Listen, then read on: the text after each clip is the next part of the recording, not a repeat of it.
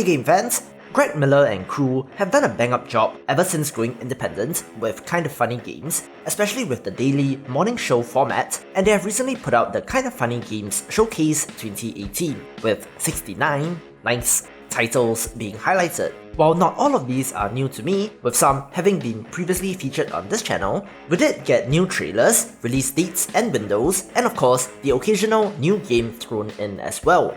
I have picked a baker's dozen of the best upcoming indie games from this list, and here they are without further ado.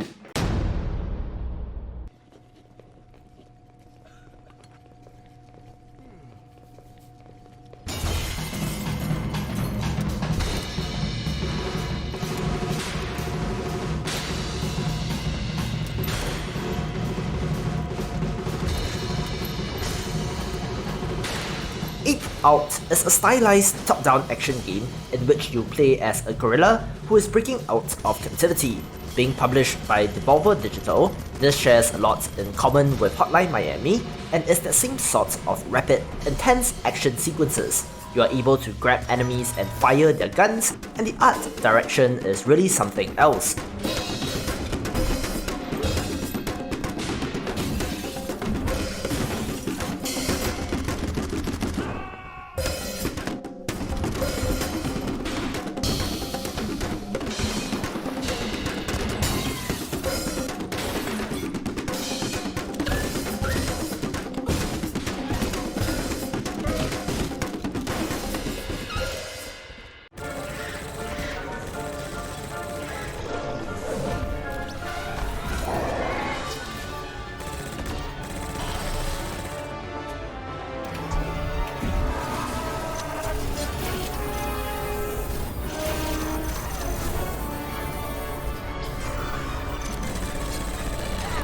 Anew, The Distant Light is a Metroidvania set on an alien planet and features a multitude of robots and some interesting level design as seen in the trailer. Being a fan of the genre, this is certainly one to watch for next year.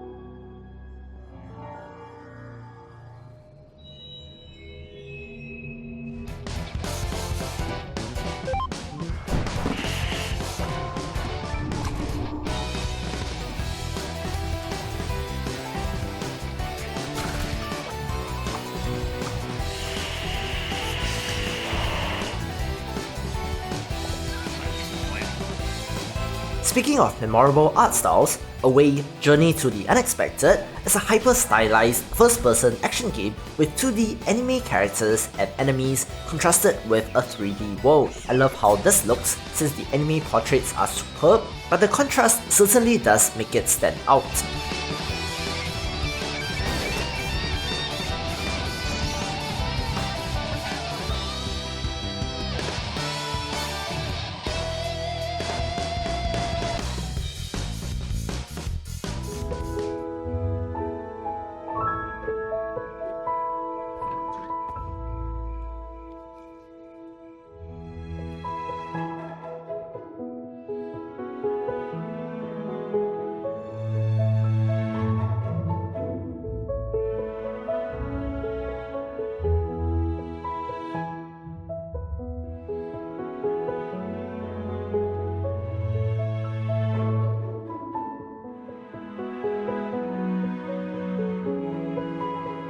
A Fold Apart is a puzzle game about a long-distance relationship and how people keep in contact. And the core mechanic here is akin to folding a piece of paper, linking the characters by going around the paper, so to speak. I like the core concept since folding paper and origami was an interest of mine when I was younger, so I'm looking forward to the creative puzzles.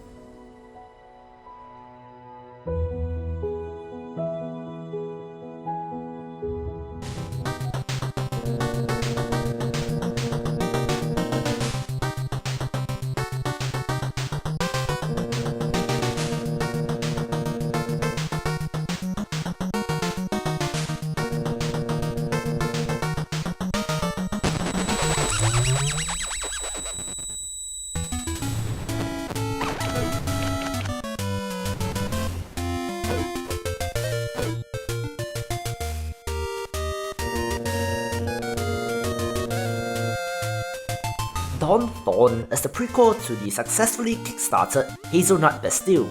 Both are Zelda-style action-adventure games, but the former is in the 8-bit style, while the latter is in 16-bit.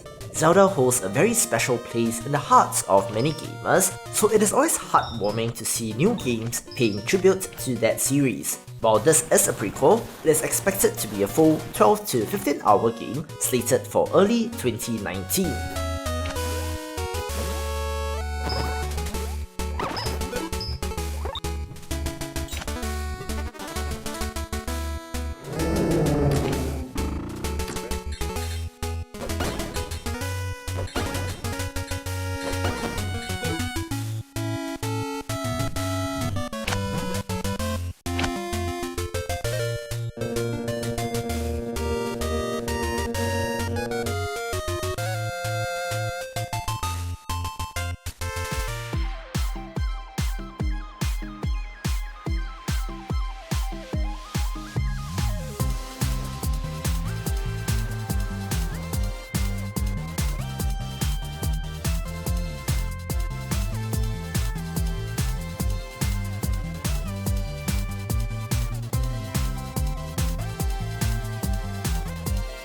13 AM Games is behind the party game Run Bowl, and seeing them focus their efforts on an action platformer is certainly nice to see. There's a grappling hook-like mechanic, as well as the cheekily named Upgradium, which powers your upgrades and unlocks. Very neat character designs as well.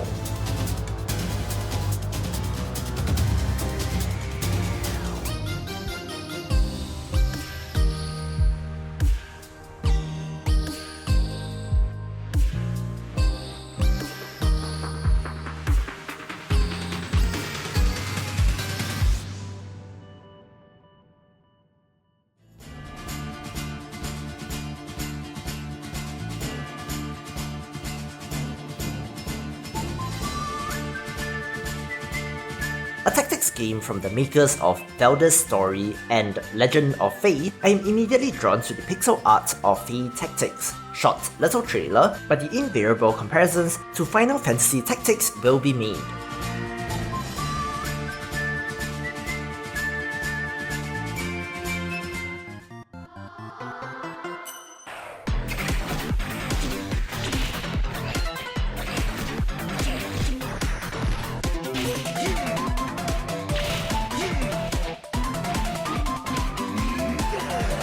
I played the demo of the first-person punching game Fight Night and was impressed by its art style and the minute-to-minute action. Loved the pun in the title, and it finally got a release for next year, and the punch-out style combat is something to look forward to.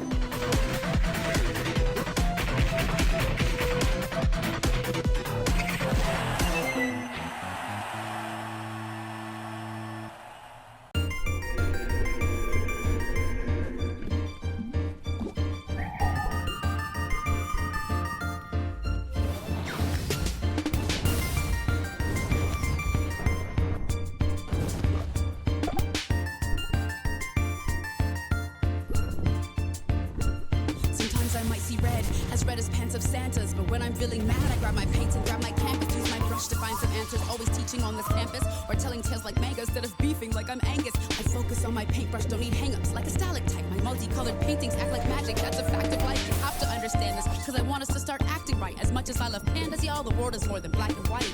Let's paint the future real bright with the faith of Martin Luther. It feels right. Let's paint the future real bright with the faith of Martin Luther. It feels right. Ikenfell is a turn-based tactical RPG about a group of magic students, so one can certainly see the Harry Potter influence. I like how the JRPG-style combat system actually reflects a turn-based tactics grid with over 100 pieces of equipment to discover, 80 plus enemies, 20 bosses, and more. Additionally, I have been following developer Chevy Ray on Twitter for a little while, and I'm glad to finally see this get a release window. I get the blues, the news gets me depressed. Then I think about the clues that we've amassed about the past. Unlocking mysteries on mysteries that tell us simple facts. I love listening to history, it acts like little maps. Sometimes I'm feeling green with envy of a boy or girl or envy. Still no other school than Ikenfell I'd rather be attending. Sometimes I am feeling yellow, scared to make a work of art. I'm destined for a medal, must be brave to get a purple heart. Let's paint the future Real bright with the faith of Martin Luther. It feels right. Let's paint the future. Real bright with the faith of Martin Luther. It feels right. Let's paint the future. Real bright with the faith of Martin Luther. It feels right. Let's paint the future. Real bright with the faith of Martin Luther. It feels right. A lot of people feeling scared to save us, like it's a lost cause. But I'm steady brushing off my haters, something like I'm Bob Ross. Go ahead, grab my hand, be patient, and you might live to tell everyone in future generations how we fought for Ikenfell. Yeah, how we fought for Ikenfell. Yeah, how we fought for Ikenfell. Yeah, how we fought for Ikenfell. Yeah, how we fought for Ikenfell.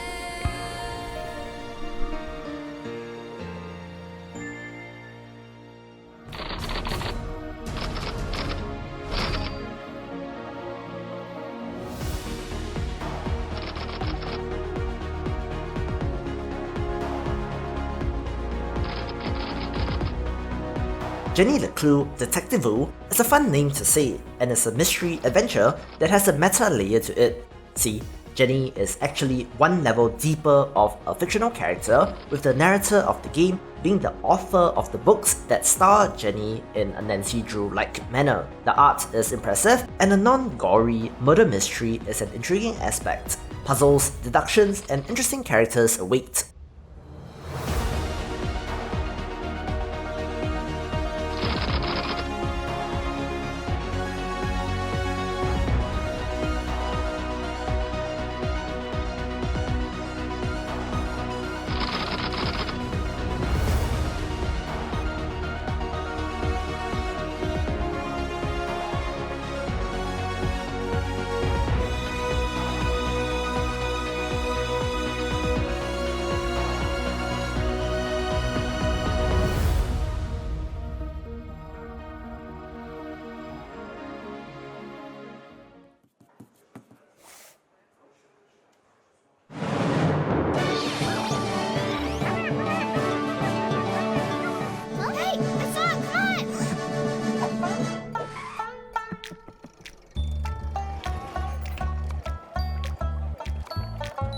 Mineko's night market has been featured before and is a farming/life simulation akin to something like Animal Crossing. The most unique aspect is that you can literally grow cats in your garden. Then there's crafting, bartering with townsfolk, mining, mini-games like fishing, racing, and the general exploration of the Japanese-inspired island at the base of Mount Fugu. Just a pleasant little game launching next year.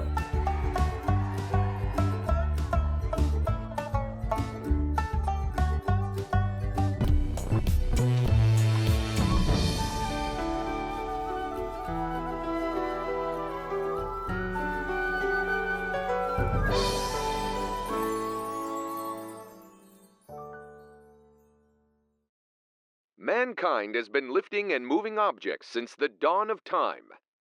Welcome to your first step towards becoming a certified furniture, arrangement, and relocation technician.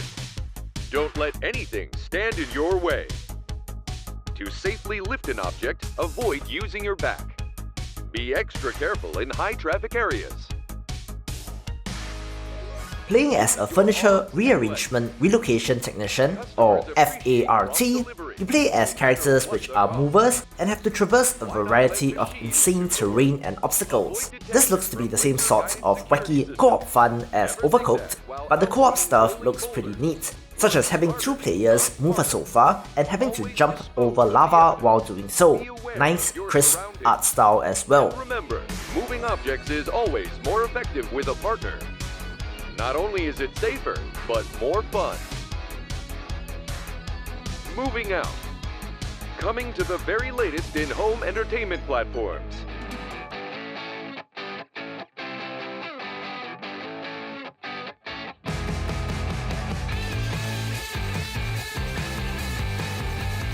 Turbolance is a competitive multiplayer game which is basically jousting with motorcycles, which just sounds awesome. Expect more local multiplayer shenanigans with this one. Smith. Hatchet. Doctor. Jester.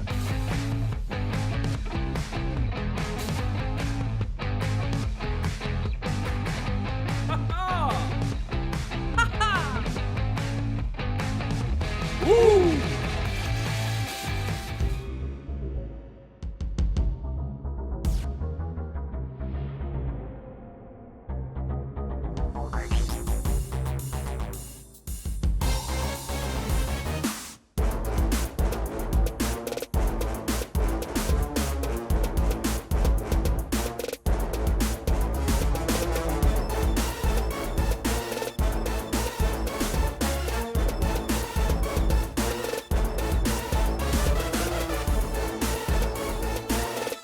Finally, Tunche is a beat-em-up with roguelite elements, and I love how the action looks in this. There's up to 4-player co-op, and the story is based on a Peruvian legend, which is atypical and could be quite interesting to learn about. The hand-drawn art is fantastic, and there's even leveling and unlocking of skills, something which I think that the modern brawler should have. Unlike all the other games on this list, this is actually coming to Kickstarter in January, so look out for it in about a month. For more upcoming indie games, check out the previous video or click on the playlist, and I will see you after the jump.